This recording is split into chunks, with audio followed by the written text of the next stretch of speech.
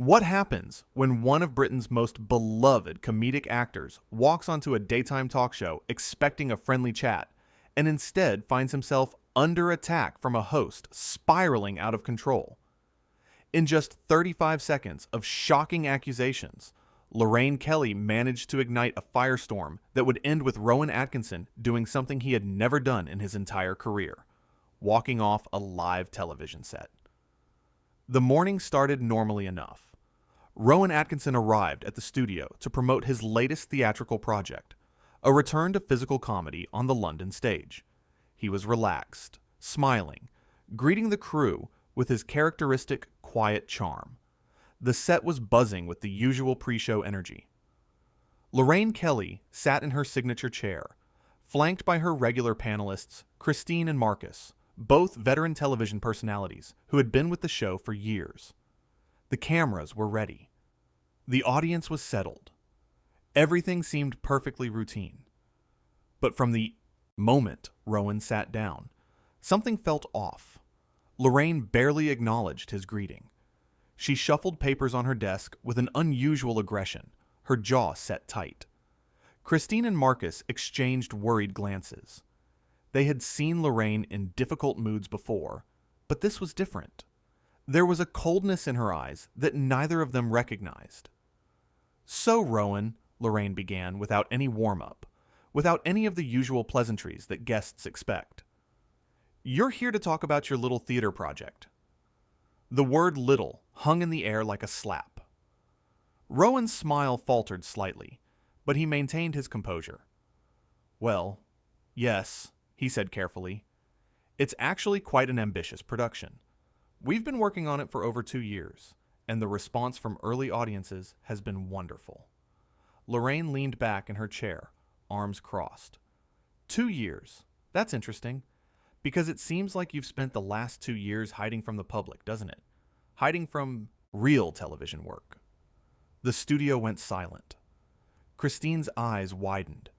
Marcus shifted uncomfortably in his seat. This was not the interview anyone had prepared for. Rowan blinked, clearly taken aback. "I'm sorry, hiding? I've been working constantly.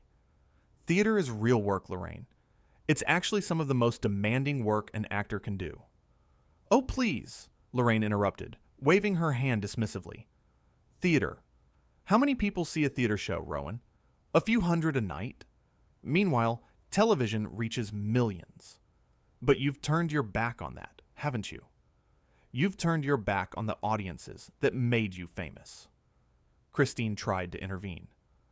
"Lorraine, I think that's a bit unfair. Rowan has had an incredible career in both mediums." But Lorraine shot her a look so sharp that Christine immediately went quiet. Marcus looked down at his notes, clearly wanting no part of whatever was unfolding. Rowan took a breath, trying to steer things back to civility. "I haven't turned my back on anyone. I'm grateful for every opportunity I've had, including being here today. I simply wanted to challenge myself with live performance again. There's an immediacy to theater that you don't get with television." "An immediacy?" Lorraine repeated mockingly.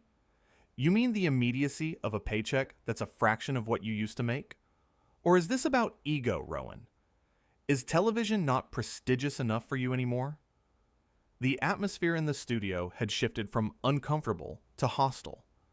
Crew members stood frozen, unsure whether to intervene. The producer in the control room was frantically speaking into headsets, but Lorraine had her earpiece out, sitting on the desk beside her. "This isn't about prestige or money," Rowan said, his voice still measured but with an edge now.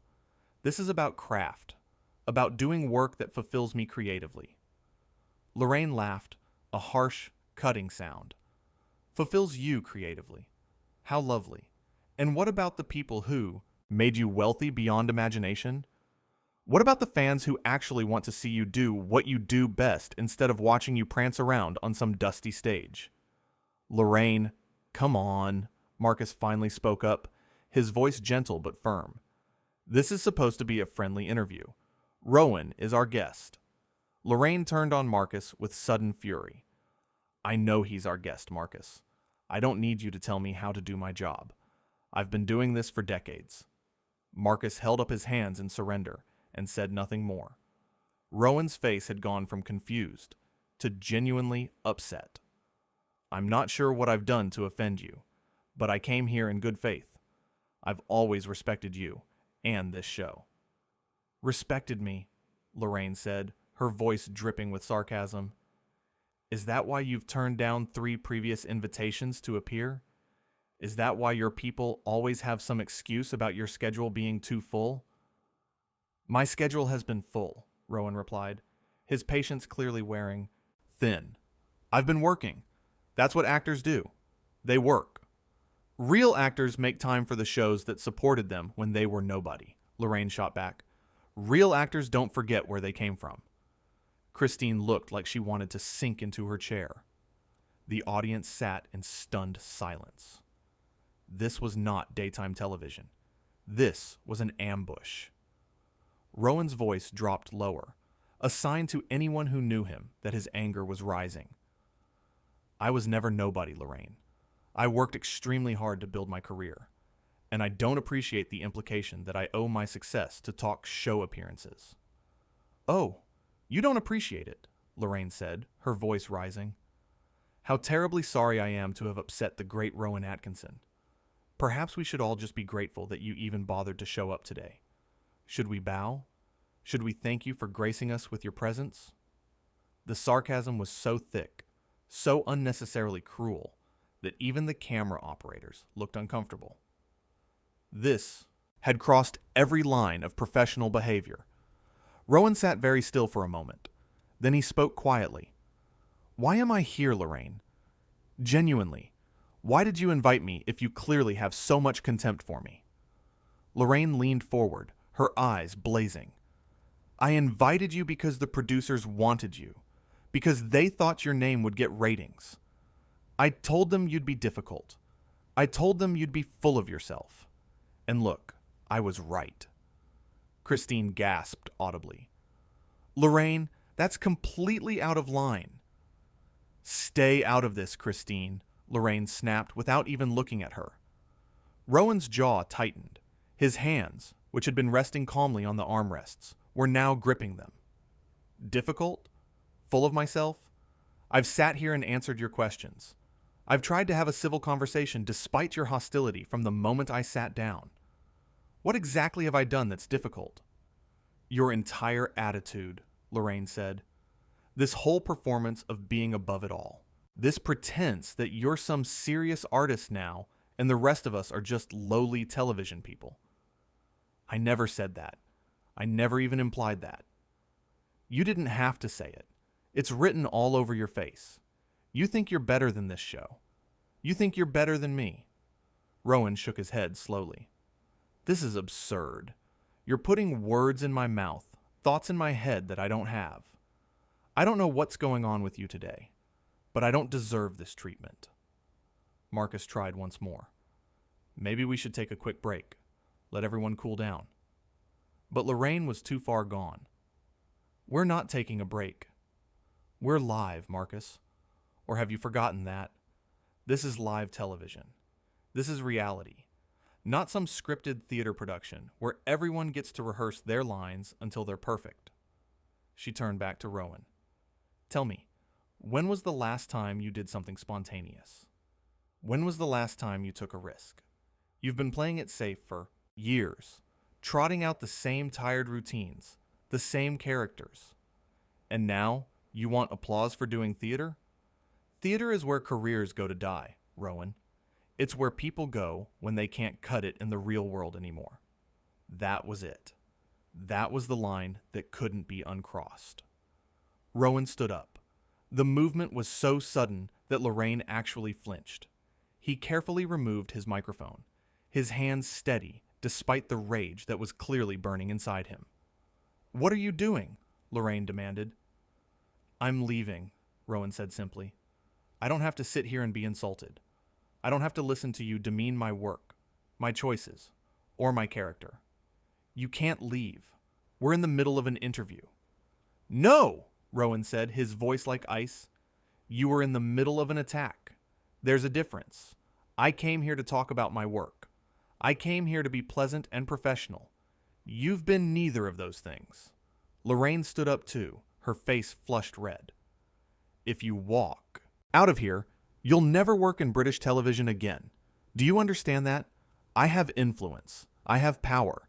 You're making a huge mistake." Christine and Marcus both stood now, Christine reaching out toward Rowan. "Rowan, please. She doesn't mean that." But Rowan gently moved past her. "She means every word. And that tells me everything I need to know." He turned back to Lorraine one last time. "You know what the saddest part of this is? I actually admired you. I thought you were a consummate professional. I thought you treated people with respect. I was wrong." Lorraine's face twisted with fury. "Get out then. Go back to your precious theater. See if I care. See if anyone cares." "Lorraine, stop it," Marcus said, his voice firm now. "Just stop." But she ignored him. "You're a has-been, Rowan. You peaked decades ago. This theater project is just a desperate attempt to stay relevant. Everyone knows it. Everyone's laughing at you." Rowan paused at the edge of the set. For a moment, it looked like he might respond, but then he simply shook his head and walked away. The cameras followed him as he moved through the studio, past the shocked crew members, past the stunned audience, and out through the side door. The studio remained in absolute silence for several long seconds. Lorraine stood at her desk, breathing hard, her hands shaking slightly. Christine had tears in her eyes. Marcus looked like he'd aged 10 years in the past few minutes. Finally, Lorraine seemed to realize where she was. She looked at the camera, then at her panelists, then back at the camera. "Well," she said, her voice unsteady, "that was unexpected." Christine turned to her slowly. "What have you done?" Lorraine's bravado crumbled for just a second. "He was being difficult. You saw it.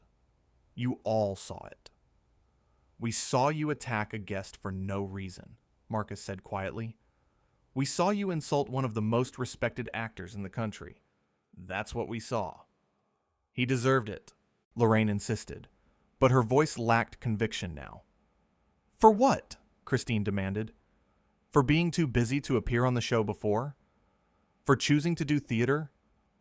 What did he actually do, Lorraine? What did he do that justified any of that?" Lorraine had no answer. She looked around the studio, seeing the faces of her crew, all looking at her with expressions ranging from shock to disappointment to anger. The producer was screaming into headsets. The director was making frantic cut signals.